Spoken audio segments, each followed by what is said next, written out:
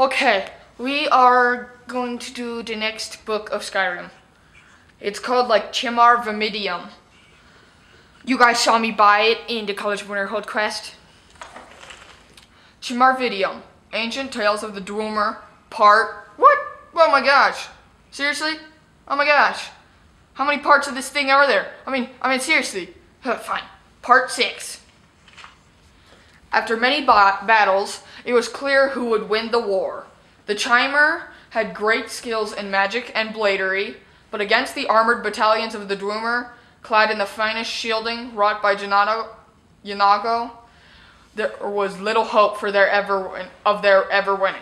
In the interests of keeping some measure of peace in the land, Thraovin, the warlord, agreed to a truce with Keren Theobarif, the beast. In exchange for the disputed lands, Thraovin gave Barif a mighty golem, which would protect the Chimer's territory from the excursions of the northern barbarians. Barif was delighted with his gift and brought it back to his camp, where all his warriors gaped in awe at it. Sparkling gold in hue, it resembled a Dwemer's cavalier with a proud aspect. To test its strength, they placed the golem in the center of an arena and flung magical bolts of lightning at it. Its agility was such that few of the bolts struck it. It had the wherewithal to pivot on its hips to avoid the brunt of the attacks without losing its balance. Feet firmly planted on the ground, a vault of fireballs followed, which the golem ably dodged. Bending its knees and its legs to spin around the blast, the few times it was struck, it made certain to be hit in the chest and waist, the strongest parts of its body. The troops cheered at the sight of such an agile and powerful creation. With it leading the defense, the barbarians of Skyrim would never again successfully raid their villages. They named it Chimarvamidium, the hope of the Chimer. Barif has the golem brought to his chambers with all his house things. There they tested Chimarvamidium further, its strength, its speed, its resiliency. They could find no flaw with its design.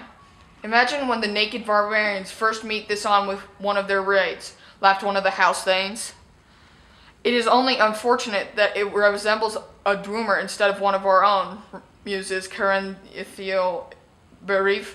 It is revolting to think that they will have a greater respect for our other enemies than us. I think we should never accepted the peace terms that we did, said another, one of the most aggressive of the house thanes.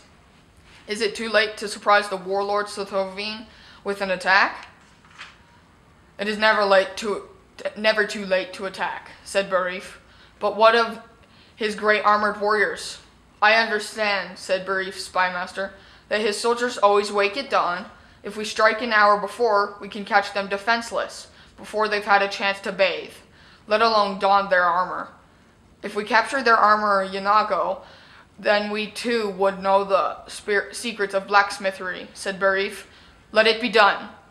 We attack tomorrow, an hour before dawn. Dun dun dun. So it was settled. The Chimer army marched at night and swarmed into the Dwemer camp. They were relying on Chimarvamidium to lead the first wave, but it malfunctioned and began attacking the Chimer's own troops. Added to that, the Dwemer were fully armored, well-rested, and eager for battle.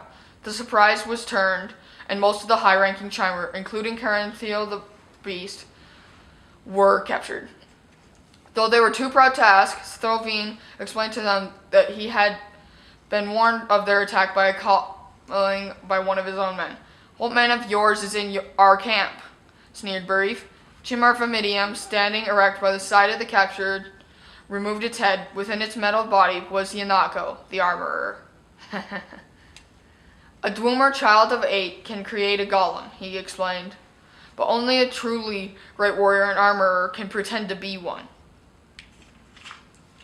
Publisher's note. This is one of the few tales in this collection which can actually be wait.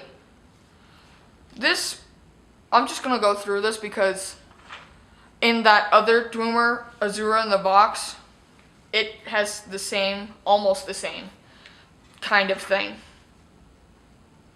And that is the next episode of Books of Skyrim, Chimarvamidium.